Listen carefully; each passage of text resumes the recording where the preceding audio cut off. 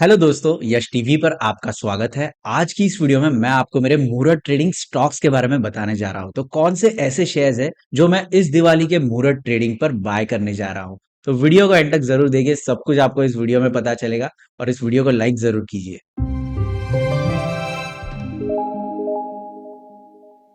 हमारे सभी दर्शकों को दीपावली की बहुत बहुत शुभकामनाएं। ये दिवाली आपके लिए बहुत सारी खुशियां लेकर आए, आपको धन प्राप्ति हो और आपके शेयर्स के भाव दिन दुगना और रात चार गुना हो जाए। यही मैं ईश्वर से प्रार्थना करता हूँ। दीपावली में हम लक्ष्मी की पूजा करते हैं, धन प्राप्ति के लिए, सुख समृद्धि के लिए और प्रगति के लिए। तो लक्ष्मी माता की प्रसन्नता के लिए उनकी पूजा की जाती है दीपावली के समय। आज लक्ष्मी पूजन है और ये दिन हम शेयर मार्केट वालों के लिए काफी स्पेशल माना जाता है, क्योंकि आज के दिन मुहूर्त ट्रेडिंग सेशन ऑर्गेनाइज होता है ऑन एनएससी एंड बीएससी।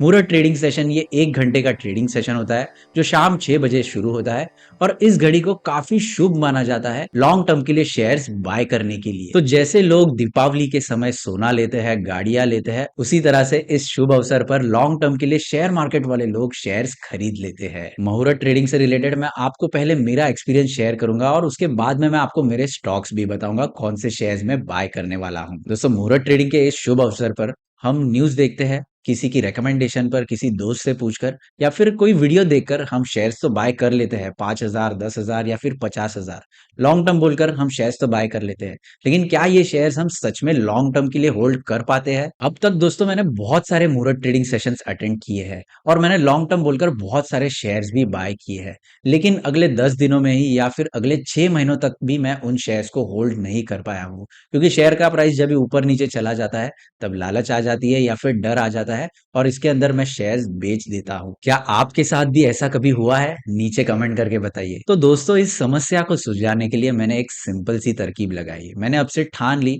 मुहूर्त ट्रेडिंग के समय मैं यहाँ वहां से सुनकर शेयर्स बिल्कुल नहीं लूंगा। मैं केवल वही शेयर्स बाय करूंगा जो मुझे ऑलरेडी प्रॉफिट दे रहे हैं। तो मुहूर्त ट्रेडिंग के सेशन में मैं वही शेयर्स लूंगा जो ऑलरेडी मेरे पोर्टफोलियो में प्रेजेंट है, मेरे पास उनके शेयर्स है और जो प्रॉफिट में चल रहे हैं। मैं केवल उन्हीं शेयर्स पर पैसा लगाऊंगा। जो शेयर्स मेरे पोर्टफोलियो में ऑलरेडी प्रेजेंट है, जो मैं ऑलरेडी बाय कर चुका हूं और जो मुझे प्रॉफिट दे रहे हैं, केवल मैं उन्हीं शेयर्स पर पैसा लगाऊंगा मुहूर्त ट्रेडिंग के समय, ताकि मैं उन्हें लॉन्ग टर्म तक होल्ड कर पाऊं। जो घोड़ा मेरे लिए ऑलरेडी भाग रहा है, क्यों ना मैं उसी घोड़े पर पैसा लगाऊं जो लॉन्ग टर्म में मुझे अच्छी वेल्थ क्रिएट करके दे। सो आज की इस वीडियो में मैं आपको मेरे मुहूर्त ट्रेडिंग वाले स्टॉक्स के बारे में बताने जा रहा हूं और ये कोई बाय सेल रिकमेंडेशन नहीं है, तो प्लीज आप अपनी ओर से रिसर्च कीजिए और उसके बाद में ही इन्वेस्ट कीजिए। तो चलिए दोस्तों, बढ़ते हैं हमारे आज के टॉपिक पर, जिसके अंदर मैं आपको बताने जा रहा हूं मेरे मुहूर्त ट्रेडिंग स्टॉक्स के बारे में, जो मैं कंसिस्टेंटली पिछले 2-3 वर्षों से बाय करते आया हूं इररिस्पेक्टिव ऑफ द प्राइस। यानी भाव कुछ भी हो, मुहूर्त ट्रेडिंग के सेशन में मैं इन स्टॉक्स को बाय कर ही लेता हूं। जनरली लोग क्या करते हैं, वो गिरे हुए स्टॉक्स बाय करते हैं जो उनके पोर्टफोलियो में ऑलरेडी बहुत ज्यादा गिर चुके हैं, लॉस में है,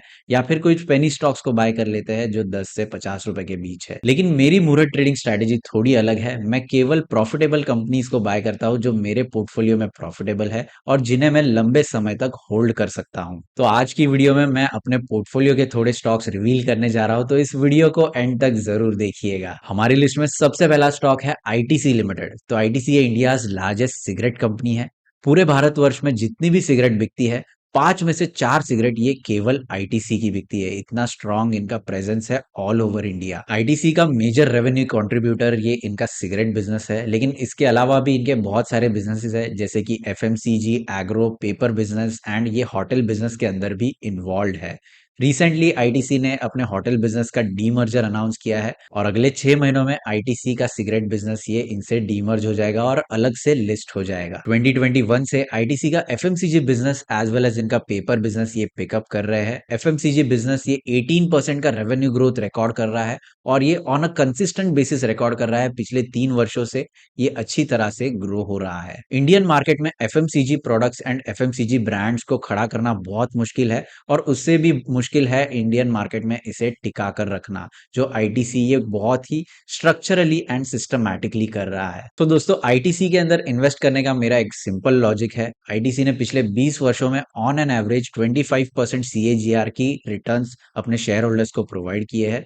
अगर ये मुझे ऑन अ कंजर्वेटिव बेसिस 15% के भी रिटर्न्स प्रोवाइड करता है इन द लॉन्ग टर्म, तो मुझे ये एफडी को भी बीट करने में मदद करेगा, एज वेल एज ये मेरे पोर्टफोलियो को एक स्ट्रॉन्ग स्ट्रेंथ दे देता है, क्योंकि आईटीसी ये एक डिफेंसिव कंपनी कंपनी है और जब भी मार्केट नीचे गिरता है आईटीसी के शेयर प्राइस ऊपर जाते हैं, जैसा आपने रशिया यूक्रेन वॉर के समय नोटिस किया होगा। कंपनी का मार्केट कैपिटल ये 5,50,000 करोड़ के ऊपर है और कंपनी के ऊपर केवल 200 करोड़ रुपए का कर्जा है। शेयर प्राइस अभी 237 रुपीज के आसपास ट्रेड कर रहा है, सॉरी 437 के आसपास। और अभी भी ये कंपनी एक काफी अच्छी कंपनी है। अब यहाँ से लोग सोचेंगे कि आईटीसी और कितना ज्यादा बढ़ सकता है। तो आईटीसी अगर वही का वही रहेगा तो भी कोई प्रॉब्लम नहीं है, क्योंकि मेरा जो कैपिटल है ये सेफ रह रहा है, सिक्योर रह रहा है एक ब्लू चिप कंपनी के अंदर। हमारी लिस्ट में अगला स्टॉक है एचडीएफसी असेट मैनेजमेंट। तो ये एक म्यूचुअल फंड कंपनी है। एचडीएफसी म्यूचुअल फंड के ब्रांड के अंडर ये अपनी म्यूचुअल फंड स्कीम्स रन करती है और ये एक बहुत बड़ी कंपनी है। तो एचडीएफसी म्यूचुअल फंड, ये इसका ब्रांड प्रेजेंस ये काफी स्ट्रांग है और इनके 75,000 से भी ज्यादा डिस्ट्रीब्यूटर्स प्रेजेंट है all over India. HDFC mutual fund का मार्केट शेयर ये इंडियन म्यूचुअल फंड मार्केट में 14% से ज्यादा है और यहाँ पर ये कंपनी तेजी से ग्रो करती जा रही है। मोस्ट इंपॉर्टेंटली इस कंपनी को एचडीएफसी के ब्रांड का काफी ज्यादा फायदा मिल रहा है और एचडीएफसी का नाम इस्तेमाल करके इनकी स्कीम्स काफी ज्यादा बिक रही है। किसी को अगर म्यूचुअल फंड में इन्वेस्ट करना है तो कोई आग बंद करके एचडीएफसी म्यूचुअल फंड में इन्वेस्ट करता है। इंडिया के अंदर म्यूचुअल फंड बिजनेस के लिए स्कोप ये काफी बड़ा है, क्योंकि इंडिया में बहुत सारे ऐसे लोग हैं जो हमारे मार्केट में इन्वेस्ट करना चाहते हैं, बट उनके पास जानकारी नहीं होने के कारण वो म्यूचुअल फंड के जरिए यहाँ पर इन्वेस्ट करते हैं। अगर एसआईपी इन्वेस्टमेंट्स की बात करें तो इंडिया में एसआईपी इन्वेस्टमेंट्स ये तेजी से ग्रो होती जा रही है और पिछले ही वर्ष से एसआईपी इन्वेस्टमेंट्स ये ऑल टाइम हाई पर चल रही है। 15,000 करोड़ रुपए से लेकर 17,000 करोड़ रुपए एवरी मंथ लोग इन्वेस्ट कर रहे हैं through the way of SIP, जो कि एक बहुत ही पॉजिटिव न्यूज है ऐसी म्यूचुअल फंड कंपनीज के लिए। जितनी ज्यादा मनी इनफ्लो मार्केट में आएगी, जितना ज्यादा पैसा इंडियन मार्केट में आएगा म्यूचुअल फंड्स के जरिए, उतना ज्यादा इन म्यूचुअल फंड कंपनीज को फायदा मिलता रहेगा, लाइक एचडीएफसी एएमसी। इसके अलावा भी बहुत सारी म्यूचुअल फंड कंपनीज है, तो केवल एचडीएफसी एएमसी बड़ा नहीं होने वाला, बाकी कंपनीज भी ग्रो होंगी, लेकिन हमारे पास यही है तो हम इसी के बारे में बात कर रहे हैं। अगर आप चाहो तो हम बाकी म्यूचुअल फंड कंपनीज के बारे में भी रिसर्च कर सकते हैं और एक रिसर्च वीडियो मैं आपके लिए लेकर आ सकता हूं, अगर आप मुझे नीचे कमेंट करके बताओ तो। एचडीएफसी एएमसी के बारे में मैंने जून महीने के अंदर वीडियो बनाई थी, जब ये शेयर 1800 टू 1900 रुपीज के आसपास ट्रेड कर रहा था और वहां पर मैंने आपको कहा था कि यहाँ पर खोने के लिए कुछ भी नहीं है और पाने के लिए खुला आसमान पड़ा है। तो अभी ये शेयर 2700 रुपए का हो चुका है और काफी अच्छे रिटर्न्स ये कंपनी हमें प्रोवाइड कर रही है। 2700 रुपीज का प्राइस देकर बहुत सारे लोगों को लगेगा कि ये तो गाड़ी छूट चुकी है और अभी यहाँ पर कितना ही पैसा बन सकता है। तो मैं कहता हूँ कि ये शेयर अभी भी फंडामेंटली स्ट्रांग है एंड इसके फ्यूचर ग्रोथ प्रोस्पेक्ट्स ये अभी भी काफी ज्यादा अच्छे हैं और वाइड है। कंपनी का मार्केट कैपिटल चल रहा है 59,000 करोड़ रुपीस का और इस कंपनी के ऊपर जीरो कर्जा है, यानी ये फुल्ली डेट फ्री कंपनी है। हमारी लिस्ट के अंदर आज का आखिरी स्टॉक है एल&टी फाइनेंस लिमिटेड। मैं आपको पहले ही बता दूं ये काफी रिस्की कंपनी है, क्योंकि कंपनी के ऊपर कर्जा ये बहुत ज्यादा है। तो ये कंपनी एल&टी ग्रुप की कंपनी है, जो कि फाइनेंशियल प्रोडक्ट्स एंड सर्विसेज के बिजनेस में काम करती है। तो ये कंपनी क्या करती है, ये company various types of financial products देती है, जैसे कि two wheeler finance, farm equipment finance, home loans et cetera etcetera.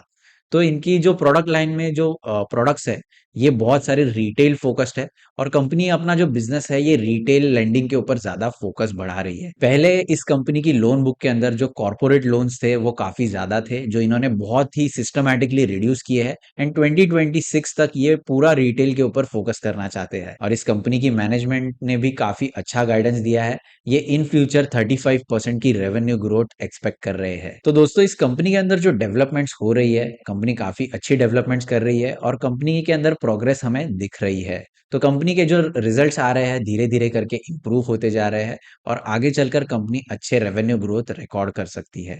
Company का मार्केट कैपिटल अभी चल रहा है 34,000 करोड़ रुपीस का और वहीं पर कंपनी के ऊपर कर्जा ये 76,000 करोड़ रुपीस का है एंड शेयर प्राइस की बात करें तो ये 140 रुपीस के आसपास ट्रेड कर रही है। तो दोस्तों ये एक रिस्की बेट हो सकता है मेरे लिए, क्योंकि मैंने इस कंपनी में अच्छा इन्वेस्ट किया है, लेकिन मैं चाहता हूं कि मेरा नॉलेज जो है ये यहाँ पर इंप्रूव हो और अगर मैं कुछ मिस्टेक्स कर भी लेता हूं तो उन मिस्टेक से मुझे कुछ ना कुछ सीखने मिल जाए। इन स्टॉक्स के अलावा भी मेरे पास कुछ स्टॉक्स है जो इसी वर्ष में मेरे पोर्टफोलियो के अंदर ऐड हुए हैं और इन स्टॉक्स को भी मैं आगे चलकर मुहूर्त ट्रेडिंग में एवरेज करना चाहता हूं। तो कंपनी के नाम है, पहले तो है गैब्रियल इंडिया, जिसके बारे में ये वीडियो में ऑलरेडी बना चुका हूं और शेयर प्राइस के अंदर हमें 50% का जंप देखने मिल रहा है। इसके बाद में दूसरा स्टॉक है पीसीबीएल फिलिप कार्बन ब्लैक। तो ये कंपनी भी काफी अच्छी डेवलपमेंट्स दिखा रही है एंड इन फ्यूचर इनकी ग्रोथ अच्छी हो सकती है। And last but not the least, Paytm. तो पेटीएम का शेयर हमने बाय किया था इसके आईपीओ में, एंड धीरे धीरे करके हमने इसे एवरेज करके ये शेयर प्राइस के ऊपर हमारा एवरेज प्राइस आ गया है। तो मैं सोच रहा हूँ कि पेटीएम भी मैं मूरत ट्रेडिंग के अंदर एवरेज कर लूँ। लेकिन इन्वेस्टमेंट का गेम मैं आपको बता दूं बहुत ही ज्यादा रिस्की होता है, और इसमें आपके पैसे डूबने के चांसेस ये बहुत ज्यादा होते हैं। तो बहुत ही सोच समझ कर आपको इन्वेस्ट करना चाहिए, और उतना ही इन्वेस्ट करना चाहिए जो पैसे अगर अटक जाए तो आपको ज्यादा तकलीफ ना हो। अभी तो मेरे इतने सारे पैसे अटक गए हैं, मुझे ऐसा लग रहा है कि मूरत ट्रेडिंग में एवरेज करने के लिए मुझे पापा से पैसे लेने पड़ेंगे। मजाक कर रहा हूँ दोस्तों। अगर आप शेयर मार्केट में इन्वेस्ट कर रहे हो तो प्लीज आप अपनी कमाई के पैसों से ही इन्वेस्ट कीजिए, पापा मम्मी या फिर रिश्तेदारों के पैसे लेकर इन्वेस्ट मत कीजिए। ये इंपॉर्टेंट लर्निंग्स मुझे एक इन्वेस्टर से मिली थी जो बहुत लंबे समय से शेयर मार्केट में इन्वेस्ट कर रहे हैं, और उन्होंने मुझे कहा था कि पापा मम्मी के पैसे कभी इन्वेस्ट मत करना, क्योंकि तुम्हें आइडिया नहीं है उन्होंने कितने हार्ड वर्क करके वो पैसे कमाए हैं। आशा करता हूँ ये वीडियो आपको पसंद आया होगा और इसमें से आपको जरूर कुछ ना कुछ सीखने मिला होगा। वीडियो अच्छा लगा है तो इसे लाइक जरूर कीजिए और अपने दोस्तों के साथ जरूर शेयर कीजिए। और आप सभी को मेरी तरफ से फिर एक बार दीपावली की बहुत बहुत शुभकामनाएं।